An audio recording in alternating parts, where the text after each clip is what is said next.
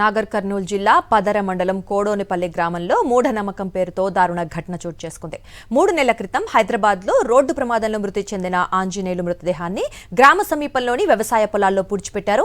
గ్రామంలో వర్షాలు కురవటం లేదనే మూఢనమ్మకంతో పూడ్చిన మృతదేహాన్ని జేసీబీ సాయంతో బయటకు తీశారు.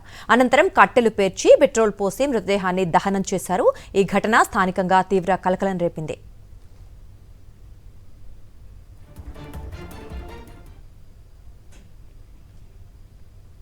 నిన్న తీసిండ్రట, తీసి కేసీ పొచ్చి తీసి కట్టెలు వేసి కాలబెట్టిండ్రు.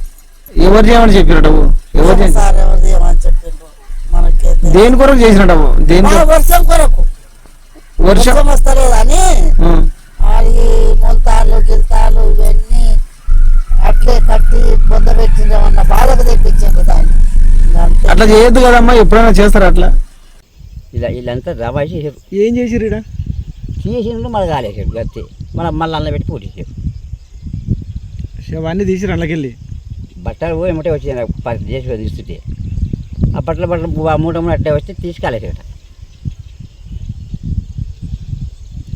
మరి ఇప్పుడు ఎందుకు తీయాల్సి వచ్చింది? అది వర్షం పడతాయని వాళ్ళకి తీర తీసేసారు వాళ్ళు. ఎవరు? ఈ మంది